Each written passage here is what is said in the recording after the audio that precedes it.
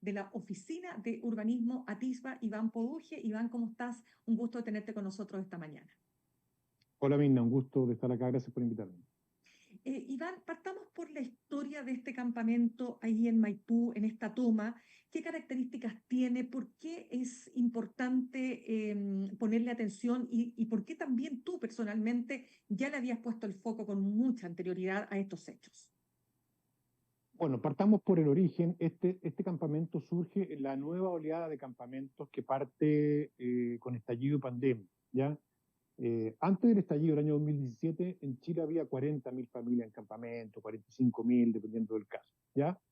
Hoy día tenemos 120.000 familias. ¿Y por qué ocurre esto? Porque la mezcla del estallido con la pandemia, y particularmente con la pandemia, generan un flujo migratorio muy relevante, rompen las barreras de control, de orden público, la ciudad se vacía por una parte, y este vaciado de la ciudad permite que las usurpaciones, las tomas se masifiquen. Entonces tenemos un crecimiento de las tomas muy importante como dato, Mirna. Ujú. Hasta antes de la pandemia, en Santiago existía una famosa toma que se llamó la toma Peñalolén, que era la más grande, y que incluso era tan grande que se hizo una teleserie. Y bueno, hoy día tenemos 11 tomas equivalentes a este sector. Y nosotros cuando detectamos este crecimiento anómalo, porque es anómalo, nos metimos a fondo a trabajar en el tema. Y ahí detectamos este como uno de los campamentos. Pero además, nosotros estamos haciendo un proyecto en Maipú con comités de vivienda, se llama Cunruca, ya que están ubicados en el sector de Rinconada de Maipú. Y los vecinos ya nos estaban avisando hace mucho rato que estos campamentos eran mucho más violentos que los campamentos de antaño, que había prostitución, que había drogas, que había balazos. Y este campamento particular, que está formado por tres, digamos, pequeños asentamientos que arman este campamento de 600 familias, que es un campamento grande, tenía problemas hace ya varios años, ya fundamentalmente de balazos y de prostitución y tráfico de drogas. Entonces, esto se hizo público, los vecinos de la Villa Pablo Neruda, yo hablé con algunos de ellos, me comentaron el problema y ahí empezamos a monitorear este campamento y otro que está en Cerrillos, Nuevo Amanecer que se llama, que también tenía los mismos comportamientos. Y lo que hemos visto ahora es que lamentablemente, tanto el Nuevo Amanecer, que acaban de descubrir un cadáver cercano y se está investigando un posible, comillas, cementerio ilegal, están siendo controlados parcial o totalmente, en algunos casos en el norte de Chile, por bandas, por crimen organizado. Dime una cosa, cuando el alcalde Bodanovich, el alcalde Tomás Bodanovich de Maipú habla de incivilidades, ¿no es cierto? Habla de delitos. Tú mencionas algunos, pero vamos más específicamente. Hablaste además de un cementerio ilegal que se estaría investigando. Estamos hablando siempre de Maipú. ¿Qué tipo de delitos? El cementerio sería en Cerrillos, que está En muy Cerrillos, cerca. perfecto. Da. Los delitos que nosotros, cuando nosotros estábamos trabajando en Maipú, y se acercaron los vecinos a través del comité de vivienda, nos comentaban que había mucha prostitución y fiestas, con música hasta altas horas de la noche. Eso es una incivilidad, en rigor. Pero la prostitución en la calle y además con tráfico de drogas, eso ya era un delito. Y después empezaron los balazos, ya, y fuegos artificiales. Y eso ya son índices de que hay crimen organizado ahí. Además de eso, hubo robos que se reportaban, hubo problemas sanitarios, porque, mira, en estos campamentos la basura no se retira, entonces la queman muchas veces. Y esa quema de basura genera un humo tóxico que le llega a los vecinos. Por otra parte, estos vecinos se cuelgan de la luz y hacen que revienten los sistemas, se caen los sistemas, ¿ya? Porque obviamente no están diseñados para esa carga, entonces tienes que crear nuevos empalmes. Es toda una alteración del entorno que en el caso de estos campamentos en particular, de estas nuevas tomas, tiene aparejado un factor de criminalidad importante que tiene a los vecinos muy angustiados. Ya, ahora, cuando hablamos del control de la criminalidad, porque aquí hay varios temas que vamos a ir discutiendo. Por ejemplo, ¿por qué no se logran erradicar estos campamentos? ¿Qué es lo que pasa con la cantidad de personas que los habitan? ¿Son fundamentalmente migrantes los que están siendo parte de estos campamentos? ¿Cuál es la relación que hay con los nacionales, digamos, con los chilenos? En fin, para que vayamos entendiendo un poco en qué momento se pierde el control sobre estos campamentos. Se pierde, yo te diría, entre el 2018 y el 2020, suma de estallido y pandemia, coincide con flujo migratorio de ingresos fuertes. Los nuevos campamentos, hablemos de dos ciclos, el ciclo histórico de campamento que llega hasta el 2017 y el nuevo ciclo de campamento, que es 2018-2023. En ese nuevo ciclo, el 60% de los habitantes de los campamentos son inmigrantes, ¿ya? Es más de la mitad. También hay chilenos que producto de la pandemia tuvieron que salir de sus viviendas en Colina, en Cerro Navia, y se tomaron terreno. Pero todos los campamentos hoy día, Mirna, tienen un componente de población extranjera y población nacional, y en la mayoría de los casos es población extranjera. ¿Ya? Por lo tanto, está directamente vinculado a la migración. ¿Por qué no se controla? Por el volumen de la toma, por la rapidez en que se ejecuta. Estamos hablando que estos campamentos lograron ubicar en un año 200, 300 familias, y con 300 familias el desalojo se hace muy difícil. Súmale a eso que en ese momento estábamos en pandemia, por lo tanto el país estaba en otra.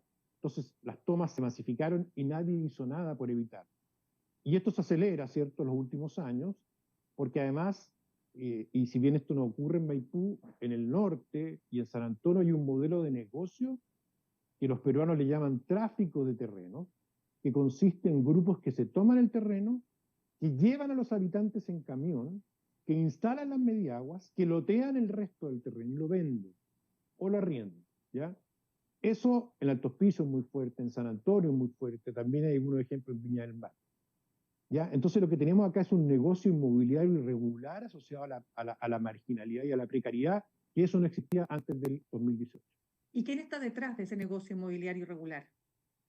Depende del sector, desde bandas muy chicas que toman control del barrio por la fuerza, que es el caso de Maipú, donde tienes 3 o 4 bandas que se apoderan del sector, cobran una suerte de impuesto para que se instalen los negocios o les permiten funcionar o los protegen, comillas, y en algunos casos venden casas que ellos se las toman o son dueños de ellos, o sacan a los vecinos y esa casa la venden o la arriendan. Ese es un caso, pero hay otros en el norte, asociados al Tren de Aragua, a los pulpos, donde ellos hacen todo. Se toman el terreno, llevan maquinaria, abren las calles, lotean, llevan a la demanda. Muchos de ellos son extranjeros que les cobran por cruzarlo de la frontera e instalarlo. Entonces, depende de la escala. En algunos casos el control es total, en otros es parcial. ¿Cómo es posible entonces que si se produce todo este despliegue, ¿no es cierto?, como tú estás señalando, maquinaria, traslado, etcétera, las autoridades, la policía, no puede hacer nada?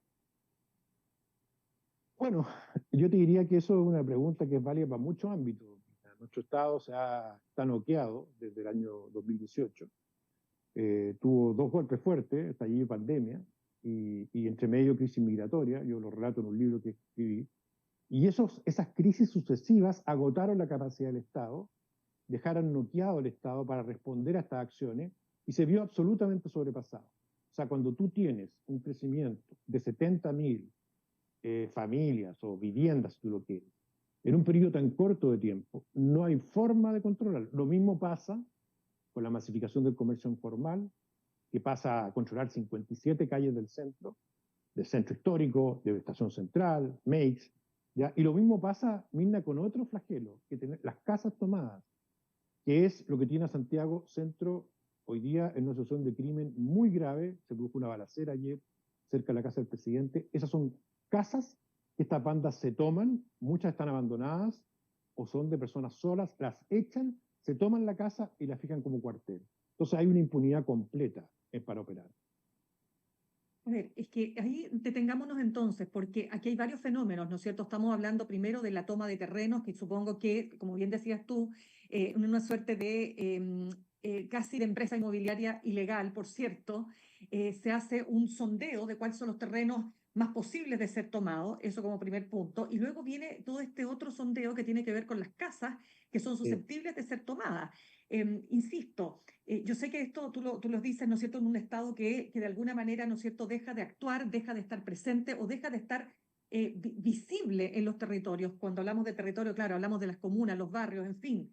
Entonces, de nuevo, el crimen organizado se aprovecha de estos vacíos para instalarse y generar su infraestructura para operar. Es decir, para hacértelo en simple la pregunta, ¿son los asentamientos precarios hoy día uno de los elementos clave para que el crimen organizado pueda operar? Yo te diría que no sé si claves, son mucho más importantes las casas tomadas, ¿ya? Pero sí es cierto, dejemos fuera los campamentos del norte que tienen otra lógica, que Sí. los campamentos de la zona central sí es cierto que hay un control parcial del campamento y hay al interior de este campamento delitos, sensibilidades que quedan completamente al margen del Estado. Porque si a la policía ya le cuesta fiscalizar en los barrios formales, en los campamentos simplemente no fiscaliza nada, no entra a los campamentos. Entonces los campamentos se rigen bajo otra ley, que es el fenómeno que se llama la favelización del campamento.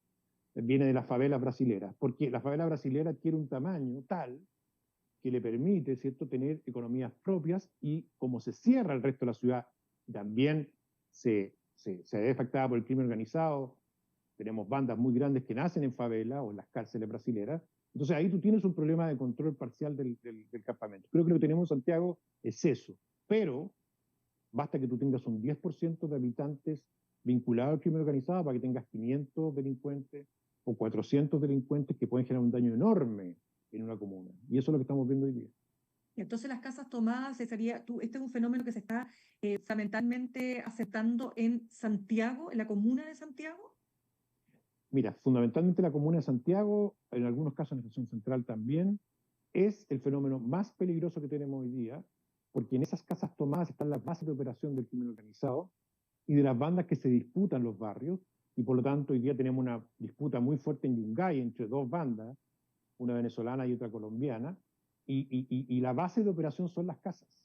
Entonces, cuando tú superpones, lo hemos hecho nosotros, los homicidios del barrio Yungay, de Mata Sur, con las casas tomadas que se están desalojando a una velocidad muy lenta, bueno, la correlación es directa. ¿Ya? Esas casas tomadas son búnker, guardan droga, duermen ahí los soldados, comillas, las personas vinculadas al crimen organizado, y usan eso como una base de operación para vender droga en sectores centrales que son muy atractivos para ellos. Ya, pero de nuevo para puntualizar en ese tema, porque me parece increíble. Yo creo que poco sabemos, ¿no?, de este fenómeno. Uno se queda con el fenómeno de los campamentos y de los asentamientos precarios, por cierto, pero cuando hablamos de casas tomadas, tú dijiste que son casas abandonadas o son casas de personas que son erradicadas, o sea, que son sacadas de sus casas. A ver, ¿cómo se Y produce claro, eso? A se ver, producen, explícalo. hay varios casos en Mata Sur, por ejemplo, en el sector sur de la Avenida Mata, tú arriendas una casa, generalmente son a mujeres, ellos lo que hacen, cuando tú ves la propiedad de las casas tomadas son de mujeres, ¿por qué? Porque son señoras mayores, viudas muchas, que arriendan su vivienda. Como los tipos saben que son mujeres solas, arriendan esa vivienda, dejan de pagar, cuando la señora pide la renta, la sacan. Y le dice, usted no venga más. E incluso hay, digamos, amenazas y ataques a las propietarias de la vivienda o propietarios de la vivienda. Santiago Centro, una persona que fue asesinada por estos delincuentes cuando quería expulsarlo, ¿ya?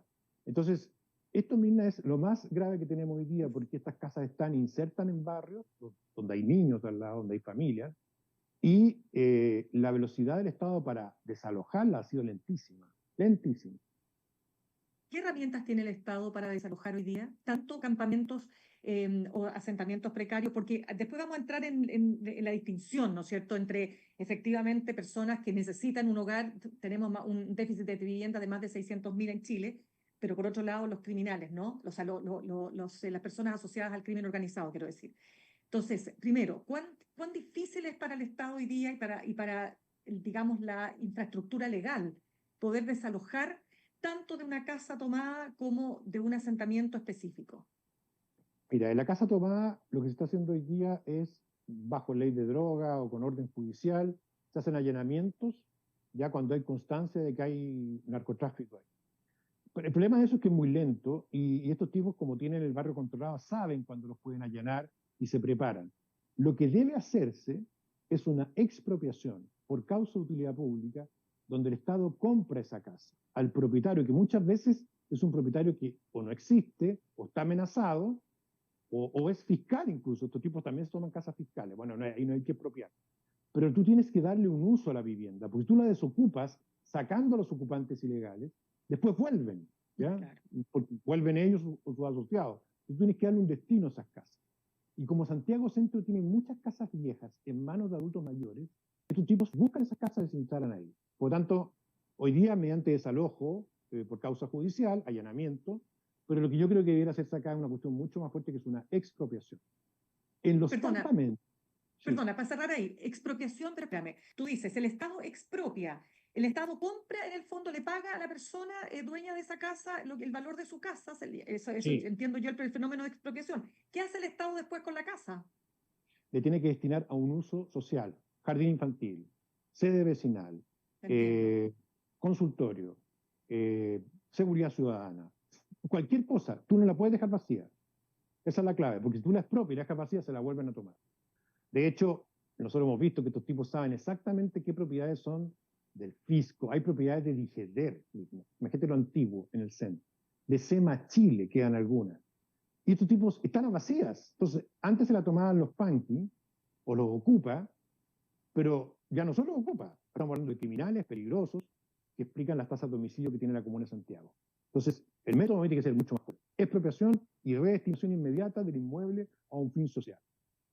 Ya, eso respecto de las casas, que es un fenómeno, te insisto, Iván, que yo creo que muchas de las personas que nos están viendo hasta ahora no conocíamos, ¿no? De estas características, es decir, uno se quedaba con la idea de la casa ocupa o del arrendatario que deja de pagar, pero este es otro tema porque esto está relacionado con el crimen organizado. Vamos ahora a la situación de los campamentos y ahí te pediría hacer el corte, porque evidentemente no podemos meter a todos en un mismo saco de aquellos No, que hoy día están en asentamientos precarios. incluso las personas que están en campamentos controlados por el delito, me ha tocado verlo en Arica y en el norte, Ujú. se protegen de estos mismos delincuentes. ¿Ya? Cuando tú vas a los campamentos nuevos que tienen 10.000, 15.000 habitantes, son verdaderas ciudades, tú tienes todos los pasajes cerrados, y algunos pasajes están cerrados para que no entren los controladores del barrio. Entonces hay una pugna entre los vecinos, que son personas de escasos recursos, alta vulnerabilidad social, muchos son inmigrantes, que viven en estos campamentos y tienen que protegerse de los delincuentes que les cobran renta o les cobran impuestos o vacunas, ¿ya? Y yo te diría que el grueso es eso. Hay otros donde el control es total, o sea, donde el Tren de Aragua, por ejemplo, controla por manzanas, ya está normalizado que ellos cobran impuestos a las barberías, a las choperías, que ellos además manejan la prostitución, ellos tienen las casas para ingresar a los inmigrantes que cruzan por la frontera, tienen sus casas de tortura, que son las casas de pique, que son terribles, como la que se encontró en Maipú, se han encontrado varias en el norte, y esos campamentos son más complejos porque ahí las redes están más permeadas por lo social. Pero siempre hay resistencia de los vecinos que son personas honestas, pero en condición de vulnerabilidad. Entonces, dada la magnitud que tiene el déficit, como tú señalabas, piensa que tenemos 600.000 de déficit y Ujú. 120.000 en campamento. O sea, la gente que no está en campamento es casi 6 veces mayor. ¿Y dónde vive esa gente hoy día? Hacinada, en piezas, allegada. Y el foco de la política pública debe acelerar la construcción de viviendas porque, de lo contrario, esas familias van a ir a comprarle terreno a los narcos. Eso ha pasado en México, eso ha pasado en Perú. Esta mina es una industria súper rentable. Estos tipos ganan por toma 200 millones de pesos por instalar a la familia, vendiendo 4 millones, 5 millones de pesos al sitio. Esa plata es la plata que las familias tienen para ahorro a su vivienda serbio. Pues si nos demoramos 10 años en entregar la vivienda, le van a terminar comprando a estos delincuentes. Ese es el riesgo que yo alerto. Iván, estamos conversando a esta hora con Iván Poduje, urbanista, arquitecto y además director de la Oficina de Urbanismo ATISBA. Iván, hablábamos entonces de cuáles son las capacidades que tiene finalmente el Estado para erradicar o para definitivamente parar, ¿no es cierto?, esta industria ilegal, como tú señalas. ¿Cuáles son esas herramientas o el Estado está en este sentido completamente indefenso frente a esta realidad? Mira, te voy a decir la verdad. El Estado de Chile no tiene capacidad de erradicar los grandes campamentos hoy día porque no tiene una fuerza carabinero lo suficientemente grande para hacerlo. Te voy a dar un ejemplo. En San Antonio, la Corte Suprema ordenó el desalojo de una toma que se llama Sentinel, que es una toma del nuevo ciclo de campamento, post-2018. La toma tiene 12.000 habitantes. Fue imposible desalojarla. No se puede cumplir el dictamen de la Corte Suprema, porque tú tienes que desalojarla con carabineros, y no tienes carabineros para desalojar 12.000 habitantes. Entonces, el modelo de negocio, entre comillas, de estos delincuentes es generar una masa crítica que evite el desalojo. Y esa masa crítica son familias con niños que ellos instalan con mediaguas para evitar que se desalojen y luego venden el resto. Entonces, lo usan como una suerte de escudo. Hoy día el Estado de Chile no tiene capacidad para desalojar tomas de más de 200 familias.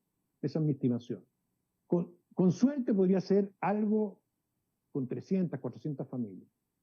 Pero cuando estamos hablando de la toma Nuevo Amanecer en Cerrillo, que tiene 2.000 familias, o al Frente El Esfuerzo, que tiene 550 familias, o la toma Maipú, que tiene 600 familias, yo diría que el proceso de erradicación va a ser sumamente traumático si es que el Estado lo puede conseguir. Yo creo que no tiene la fuerza policial para hacerlo. O sea, ¿esto no tiene solución entonces? En el stock que está hoy día construido, yo creo que en buena medida no tiene solución. Dicho de otra manera, nosotros vamos a tener que en los próximos 30 años que radicar estos asentamientos, poniéndoles agua potable, alcantarillado, luz y agua, y pavimento. Vamos a tener que poner jardines infantiles, escuelas, en una magnitud importante. Estamos hablando de 40.000 personas en Alto Hospicio, 25.000 en Copiapó, cerca de 80.000 en Antofagasta, en los cerros, con difícil acceso, ¿ya? Vamos a tener que hacer eso, porque es imposible erradicarlo, ¿me entiendes, no? Y esa tarea ni siquiera se ha pensado. Entonces, lo que nosotros tenemos que hacer es evitar que las tomas sigan aumentando, para lo cual es clave que los privados cuiden su terreno, y también el fisco, porque la toma de Cerrillos está la mitad sobre terreno fiscal y la mitad sobre terreno privado. Entonces, el fisco tiene que cuidar. Dime.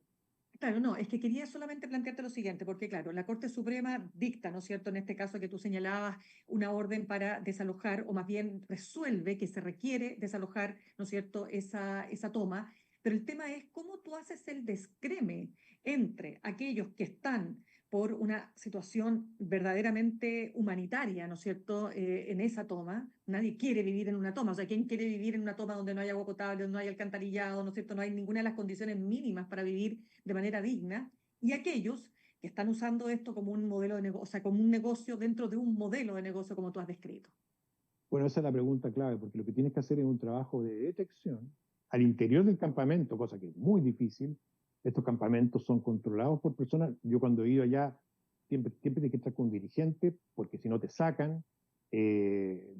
A los periodistas los han sacado, digamos, tienen que estar con cámara escondida. Son muy jodidos los tipos que los controlan. Entonces, detectarlos y sacarlos a ellos primero es una tarea que hay que hacer, sin duda. Son muy violentos, están armados, y eso es lo que debería estar haciendo el Estado hoy día.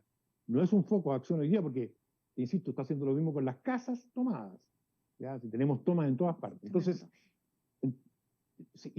pero después te vas a quedar con el 90% de gente honesta. Pero esa gente igual tiene que radicarse o buscar una solución alternativa. Y no tenemos soluciones alternativas. No tenemos, porque nuestro plan habitacional está bastante paralizado, porque tenemos una burocracia gigantesca para avanzar con las viviendas. Entonces tú tienes, por ejemplo, piensa tú con la gente que nos trabajamos nosotros. Llevan 10 años postulando a su vivienda, ahorrando, pagando cada peso todos los meses.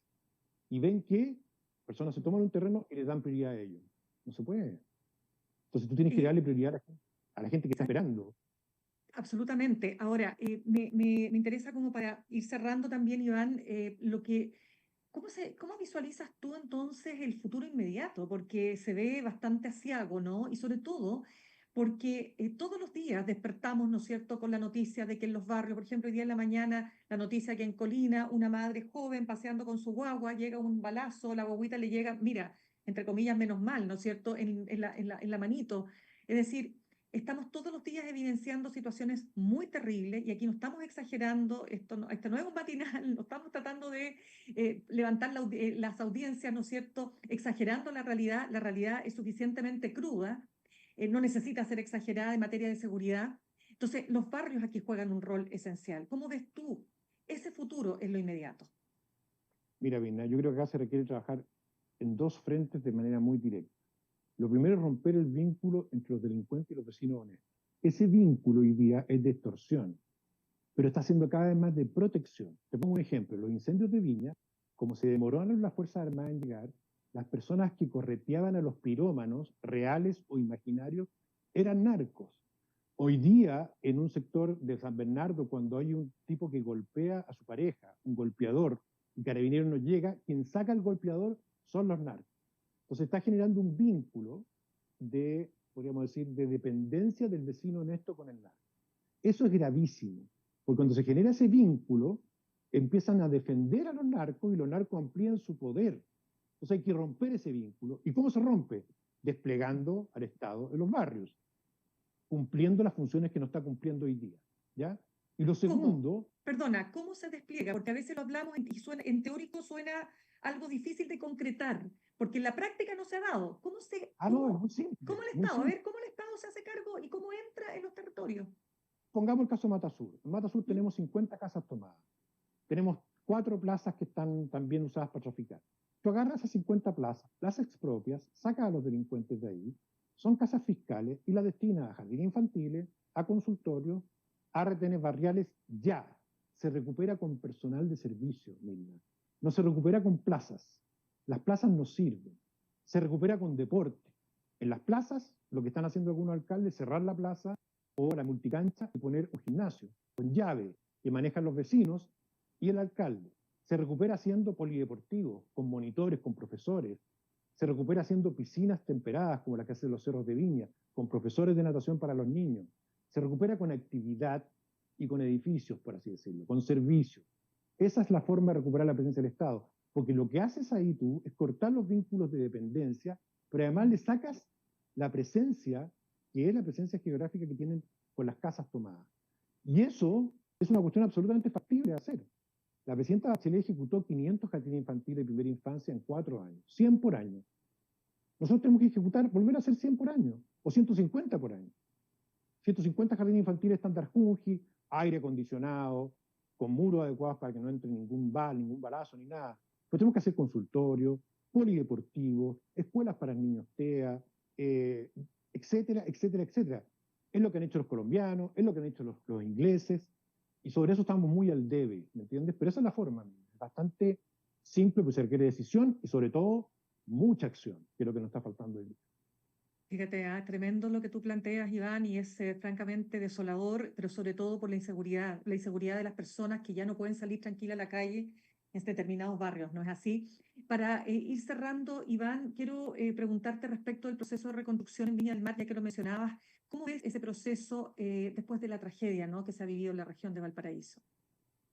Mira, Mirna, cuando tú tienes una tragedia de esta magnitud, que me tocó volarla en helicóptero, y te digo que es lo más fuerte que yo he visto después de Dichato, en 30 años de experiencia profesional. Nunca he visto algo así. Son barrios arrasados.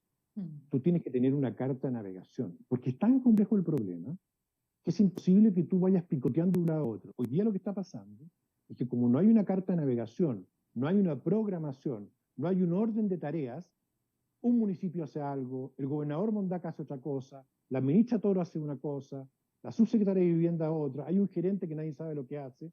Entonces tú tienes 20 actores tomando decisiones que no están coordinadas, pero lo peor, que no hay un plan de ellos. Es urgente que el gobierno presente un plan de acción, que se comprometa con metas con los vecinos. Yo creo que es bastante transversal hoy día, Mirna, que el propio presidente ha reconocido el atraso, pero no sirve reconocer el atraso si tú no presentas un plan de acción que permita ordenar con metas concretas por barrio las obras que tienes que construir. De lo contrario, esto te va a eternizar y va a llegar el invierno. Otra cosa, Mina, por último, sí. Los vecinos ya están reconstruyendo. Yo te diría que mi impresión es que a fin de año van a estar todas las casas de las Mediaguas reconstruidas en los campamentos, en los mismos sectores que se quemaron, con las mismas calles precarias y con el mismo riesgo. Es un drama, esto realmente es una tragedia. Iván, se nos quedan tantos temas pendientes, te dejo súper invitado para otra oportunidad. Claramente tenemos material de sobra para seguir conversando. Te doy las gracias por haber estado con nosotros esta mañana. Encantado de estar contigo, Mina. Un abrazo. Chao. Muchas gracias, que tengas buen día.